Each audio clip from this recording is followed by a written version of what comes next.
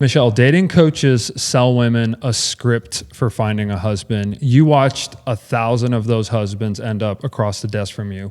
What does the script miss? Like when you see these dating coaches, like what's your perspective on the advice they share? I think that dating coaches teach women how to be chosen, not how to do the choosing.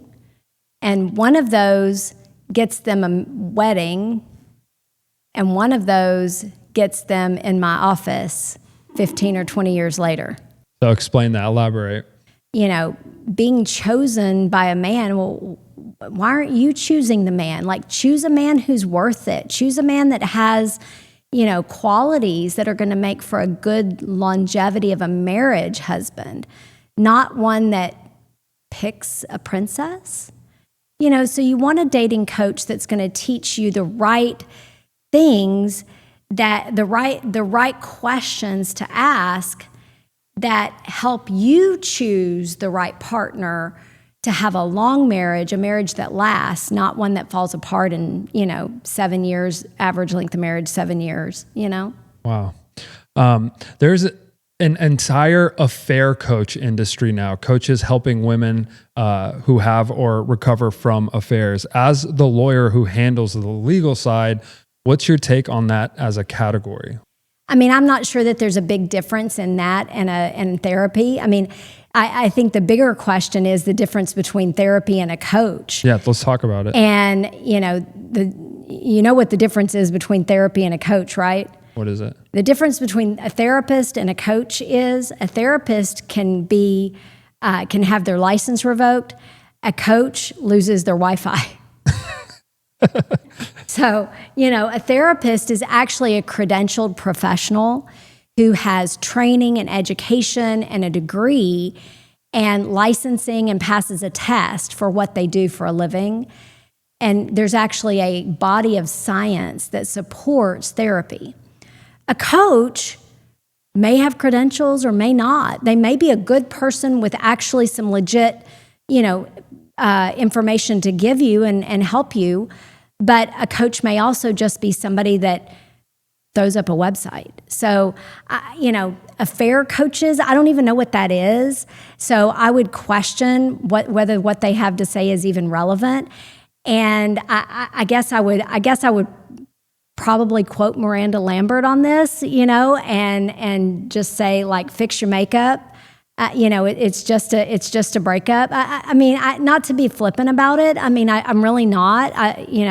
I've been through plenty of breakups with affairs, but the reality is a marriage ends for some reason. And a lot of times affairs are part of it. But what I've seen in my experience is the affair is not what broke up your marriage. Wow. The affair is the symptom, not the cause. And you can trace backwards if you do a fair assessment of your marriage and what actually caused the breakup. It's not going to be the affair, and it's not the paramour in the affair.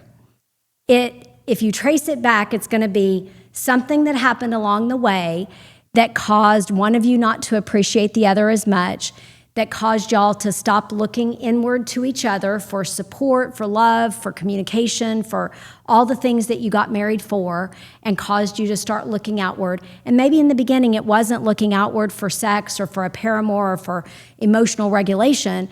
Maybe it was just for companionship, or maybe it was just for a laugh because going home was too serious or going home was too stressful. Maybe it was just for lightheartedness.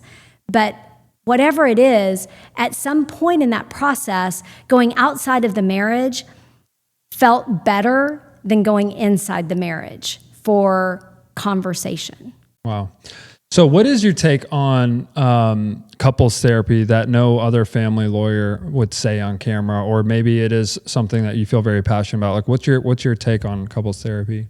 I've been criticized for my view on therapy, and particularly couples therapy. And, I think that couples therapy can be a good thing, but I also think that people and couples can get in a spiral of having to talk things to death and continue talking about it instead of taking action.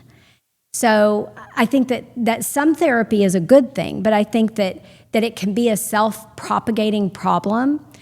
And so what I would encourage is, go to therapy enough that it reinstitutes communication, but don't use therapy as a substitute for communicating directly. As a family law, professional for over 30 plus years, and obviously you're now kind of working on so many different things. I mean, you're such a badass entrepreneur right now, which is really cool, but you have so much experience in that domain. What is your opinion on people like relying on their AI devices now for kind of therapeutic release or whatever? I actually had an argument. I actually did a video arguing with a Fox News anchor. Wow. Because he was talking about some study that was talking about therapy, ChatGPT therapy.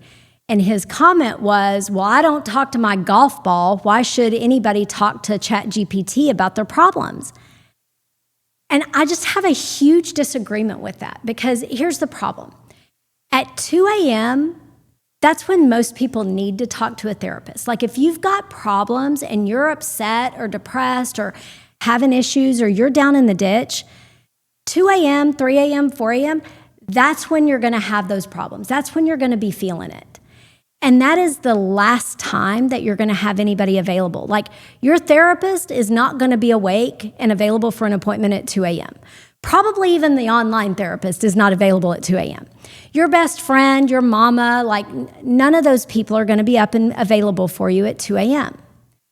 So if ChatGPT is available for me to talk to at 2 a.m., that's better than the alternative. That's fire. And so I'm all about ChatGPT as a tool in the toolbox to deal with a lot of emotion that people are having. Is it a substitute when somebody needs therapy? No, it's not a substitute for a qualified, credentialed professional. It is not. Just like ChatGPT is not a substitute for a doctor or a lawyer as a credentialed professional. Is it information? Yes, it can be. But you also have to have a critical lens of how you view ChatGPT.